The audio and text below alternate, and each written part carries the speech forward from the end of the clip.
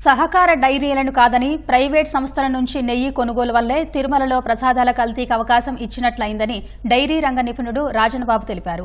దేవస్థానం పవిత్రతను కాపాడడంతో పాటు భక్తుల మనోభావాలను గౌరవించి తీతిదే అధికారులు ఈ దిశగా చర్యలు తీసుకోవాలని సూచించారు. అసలు నెయ్యి కల్తీకి ఉన్న అవకాశాలేంటి?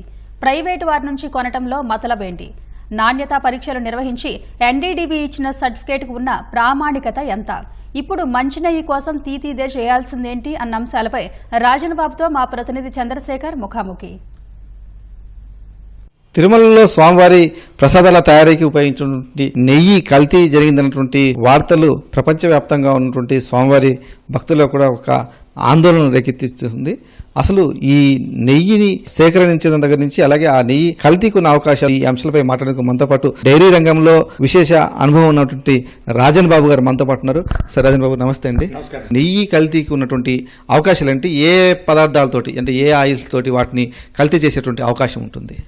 నెయ్యి కల్తీకి ఎడిబుల్ ఆయిల్స్ కానివ్వండి, మరి ఎనిమల్ ఫ్యాట్లు కానివ్వండి, రకరకాల కల్తీలు తయారైతాయి. ఎందుకంటే విలువ ఎక్కువ, షార్ట్ డిమాండ్ ఎక్కువ ఉంటుంది దానికి. అందువల్ల ఎప్పుడు కూడా ఇలాంటి సంస్థలకి ఓన్లీ కోఆపరేటివ్స్ నుంచే కొనాలి, ప్రైవేట్ వాళ్ళకి ఎక్కువ అవకాశం ఇవ్వకూడదు. దొరబాబు ఉన్నప్పుడు కూడా చైర్మన్ గా టీటీడీకి కర్ణాటక నుంచి ట్యాంకర్లు తెప్పించాడు. అప్పుడు చాలా మంచి క్వాలిటీ వచ్చేది. అలాంటివి మరి సిస్టమ్స్ ఎప్పుడు మార్చారో తెలియదు కానీ ప్రైవేట్ డైరీలకు అసలు వెళ్ళకూడదండి. ఓపెన్ టెండర్కి వెళ్తే కాంపిటేటివ్ రేట్ వేసి తక్కువ రేట్ వీళ్ళు కాంపిట్ చేయలేరు, వాళ్ళకే వస్తుంది. వచ్చిన తర్వాత దాన్ని ఐడెంటిఫై చేసి మిషనరీ వీళ్ళ దగ్గర ఎవరి దగ్గర ఉండదు. అటువంటి పవిత్రమైన సంస్థ తిరుపతికి హిందువుల మనోభావాలు, కొన్ని కోట్ల మంది మనోభావాలు ప్రపంచవ్యాప్తంగా ఉన్న వాళ్ళకి ఇలాంటి తిరుపతి ప్రసాదాన్ని ఆ దేవుడు వైకుంఠ వెంకటేశ్వర స్వామికి ఇలాంటి ప్రసాదం చాలా తప్పుతో కూడిన పని.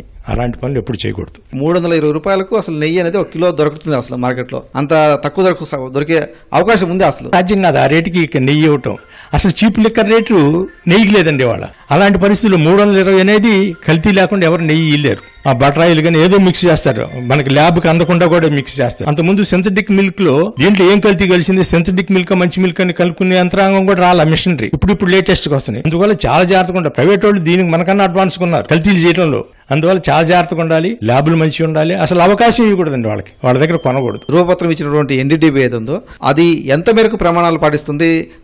అంతర్జాతీయంగా కావచ్చు, దేశీయంగా కావచ్చు, దానికి ఉన్నటువంటి పేరు ప్రఖ్యాతులు ఎలాంటి? అంటే వచ్చే సర్టిఫికేట్ ను తప్పనిసరిగా మన విశ్వాసంలోకి తీసుకోవచ్చా లేదా? అసలు ఒక ఇండియాలో కాదు, ప్రపంచవ్యాప్తంగా కూడా ఎన్డీడీబీకి ఒక గౌరవం. కొరియన్ గారు ఆ సంస్థలో స్టాండర్డ్స్ అట్లా నెలకొల్పారు. అక్కడ అసలు ఇంకా సెంట్రల్ గవర్నమెంట్ కన్నా కూడా ఎక్కువ ప్రమాణాలు పాటిస్తారు.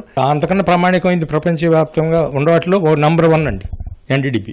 సర్టిఫికేట్ దానికి తిరిగే లేదు. అంతకన్నా ప్రామాణికం ఇండియాలో కాదు, ప్రపంచవ్యాప్తంగా కూడా లేదు. మైన్యూట్ డీటెయిల్స్ కూడా వెళ్ళగలుగుతుంది ఆ టెస్ట్ అనేది. మీలాంటి నిపుణులు చెప్పాలి. మరి మనకి ఇంతకుముందు ఎక్స్రే వచ్చింది, స్కానింగ్ వచ్చింది. స్కానింగ్ వచ్చిన తర్వాత మనిషిలో ఏ అవయవం ఏ నరంలో ఎక్కడ ఫాల్ట్ ఉందో కూడా చెప్పగలుగుతుంది. అటు స్కానింగ్లు వచ్చింది. మిల్క్ లో కూడా, సంగం డైరీలో కూడా పెద్ద మంచి మిషన్. అంటే ఇంతకుముందు ఫ్యాట్ ఉంది, అది ఫ్యాటీ ఎస్ఎన్ఎఫ్ చూస్తాం.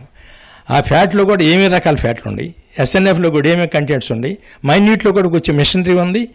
ఎన్డీడీపీ అలాంటి ప్రామాణికాలు పాటిస్తుంది. అక్కడ ఇప్పుడు పశువుకి ఆహారంలో కూడా పెట్టినా కూడా, మంచి చెడు ఆహారం పెట్టినా కూడా పాలలో తేడా వచ్చి పాల నుంచి నెయ్యి తేడా వస్తాయి. అలాంటి క్వాంటిటీస్ కూడా ఐడెంటిఫై చేసే సిస్టమ్ ఇప్పుడు వాళ్ళు వచ్చిందండి. ఎన్డీడీబీలో ఆ సిస్టమ్ ఉందండి, స్కానింగ్ చేస్తారు. ఆ పశువుల వాటి అనారోగ్యంగా ఉన్నప్పటికీ కూడా ఇలాంటి రిపోర్ట్ వచ్చేటువంటి అవకాశం ఉందనేది కూడా ఒక వాదన వినిపిస్తోంది. సో ఎంతవరకు అది మనం దాన్ని పరిగణలోకి తీసుకోవచ్చు? ఎనిమల్ 2 ఎనిమల్స్ నెయ్యి కాదు కానీ కొన్ని కోట్ల ఎనిమల్ నెయ్యి. కోట్ల ఎనిమల్కి ఒకేసారి అనారోగ్యం జబ్బులు చేయవుగా. మీరందరూ ఒకే పశువు తీసాము, ఒక పశువు శాంపిల్ తీసి చేసినప్పుడు ఆ పశువుకి ఏం జబ్బు ఉందని టెస్ట్ చేయాలి. ఇది ఎన్ని టన్నులు నెయ్యి ఒక 10 పశువులది కాదు, కొన్ని లక్షల పశువులది. లక్షల పశువులకు ఒకేసారి అంత జబ్బులు రావడానికి కూడా ఇల్లేదు. అఫ్లోటాక్సిన్ అలాంటి ఏదైనా మేతలు వచ్చినప్పుడు జబ్బులు కొన్ని వస్తాయి. వచ్చినా కూడా అన్ని పశువులకు ఒకేసారి వచ్చి ఇక్కడ మిల్క్ టెస్ట్ నుంచి, మిల్క్ నుంచి వెన్నకు వచ్చి, వెన్న నుంచి నెయ్యికి అన్ని వేల టన్నుల మీద రాదు కదా. అందువల్ల కంపల్సరీగా అడల్టేషన్ జరిగింది. దాంట్లో ఎటువంటి అనుమానం లేదు. ఆ రిపోర్ట్ని బట్టి కల్తీ మాత్రం జరిగింది. ప్రమాణం జరిగింది, ఏదేది ఎంత కలిపిందని దీన్ని నిపుణులు తెలుస్తారు, కమిటీ తెలుస్తుంది. ఇప్పటికైనా టీటీడీ ఆ నెయ్యి మంచిదా కాదా, నాణ్యమైందా కాదా నిర్ధారించేందుకు ఎలాంటి చర్యలు తీసుకోవాలి? ఆ ల్యాబ్ ఏర్పాటుకు ఎంత ఖర్చు అయ్యేటువంటి అవకాశం ఉంది? అది ఇప్పుడు ప్రజెంట్ ల్యాబ్లు కోట్లోనే, 1-2 కోట్లైనా అయితాయండి. మంచి ల్యాబ్లు మంచి వచ్చినాయి, ఫారిన్లో కూడా ఉన్నాయి, ఎక్విప్మెంట్ తేవచ్చు. తర్వాత తేటం కాకుండా టెక్నీషియన్స్ కూడా మంచి టెక్నీషియన్స్ ఉండాలి. తర్వాత ప్రైవేట్ వాళ్ళు వస్తే శాంపుల్ తీసే కాడి నుంచి మంచి పర్సన్ ఉండాలి. శాంపుల్ ఎవరు మామూలుగా ఎంప్లాయీ తీసాడు అనుకుంటే శాంపులే మారిపోద్దండి. ప్రైవేట్ వాళ్ళు అంత మేధావులు ఉంటారు. వాడు ఇక్కడ పంపించిన సరుకు ఒకటి శాంపుల్ వాడిది ఇచ్చిన శాంపుల్ ల్యాబ్కి వస్తుంది కూడా. అందువల్ల ప్రతి జాగ్రత్తగా ఉండాలి. అలాంటి అప్పుడు ఈవో మంచి ఆఫీసర్ల స్థాయిలో ఈవో గారు తీయించాలి శాంపిల్ కూడా, అక్కడ తీయించి దగ్గరుండి చేయించాలి టెస్టింగ్ వరకు. అలా చాలా జాగ్రత్తలు తీసుకోవాలి. ఇప్పుడు భవిష్యత్తులో ఇప్పుడు జరగకుండా కానీ సరే ఇప్పుడు జరిగిన దాని మీద చర్యలు కానీ అందరికి గుణపాఠం కూడా కావాలి. ఇప్పటికైనా తిరుమల తిరుపతి దేవస్థాన అధికారులు నాణ్యత ప్రమాణాలు పాటించడంలో ఎలాంటి జాగ్రత్తలు తీసుకోవాల్సినటువంటి అవసరం ఉంది? ఎప్పుడు కూడా ఇలాంటి సంస్థలకి ఓన్లీ కోఆపరేటివ్స్ నుంచే కొనాలి. ప్రైవేట్ వాళ్ళకి ఎక్కువ అవకాశం ఇవ్వకూడదు. ప్రైవేట్ వాళ్ళు కొంతమంది మంచి వాళ్ళు ఉండొచ్చు, కానీ అందరు మంచి వాళ్ళు ఉండరు. ఈ కోఆపరేటివ్స్ అనుకోండి వాళ్ళకి ఒక బాధ్యత, తర్వాత రైతుల సంస్థ. అందుకని ఎప్పుడు కూడా ఇంత ముందు కూడా ఆవు నెయ్యికి కర్ణాటక నుంచి నందిని డైరీ అండి కోఆపరేటివ్, పూర్తి కోఆపరేటివ్.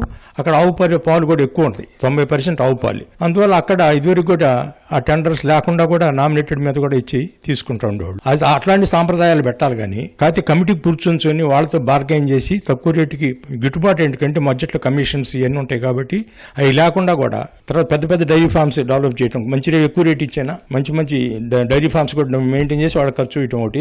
తర్వాత 7 ల్యాబ్తో పాటు బయట ల్యాబ్స్ కూడా 1-2 ఇలాంటి standard labs, third party lab కూడా ఉండాలి, 7 ల్యాబ్ ఉండాలి. అంతే ఒకసారిగా మేనేజ్ చేసిన, అందుకని 2-3 ల్యాబుల్లో కూడా పంపించి తెప్పిస్తే స్టాండర్డ్స్ బాగా మెయింటైన్ కావడానికి ఆస్కారం ఉంది. తర్వాత డైరీ ఫార్మ్స్ కూడా ఎంకరేజ్ చేయొచ్చు. అందుకని ఆవు పాలకి చిత్తూరు బెంగళూరు మొత్తం పెట్టిన పేరు. వీళ్ళు కాస్త ప్రీమియం రేట్ ఇస్తే రైతు తింటాడు, వీళ్ళకి మంచి నెయ్యి వస్తుంది. అది పెద్ద లెక్క కాదు. ప్రీమియం రేట్ ఇచ్చి ప్రీమియం మిల్క్ కొని మంచి నాణ్యత ప్రమాణాలు పాటిస్తే రైతులకు హ్యాపీ, భక్తులకు హ్యాపీ ఉంటుంది. వెల్కమ్. తప్పనిసరిగా సహకార రంగంలోని డైరీల నుంచి నెయ్యి కొనుగోలు చేస్తే ఇలాంటి కల్తీలకు అవకాశం ఉండదు. తప్పనిసరిగా ఇప్పుడు ఎన్డీటీవీ ఇచ్చినటువంటి రిపోర్ట్ ఏదైతే ఉందో అది 100% నమ్మదగినది, వాస్తవం అని చెప్పి కూడా రాజనబాబు తనకున్నటువంటి అనుభవాన్ని ఉపయోగించి చెప్తున్నారు. వివిధ స్థాయిల్లో దానికి సంబంధించి నాణ్యతా పరీక్షలు నిర్వహించడం ద్వారా మాత్రమే ఆ స్వామివారి ప్రసాదకు ఉన్నటువంటి పవిత్రతను కాపాడేందుకు అవకాశం ఉంటుందని చెప్పి చెప్తున్నారు. కెమెరామెన్ కేశవతో పూర్ణ చంద్రశేఖర్, ఈటీవీ న్యూస్, గుంటూరు.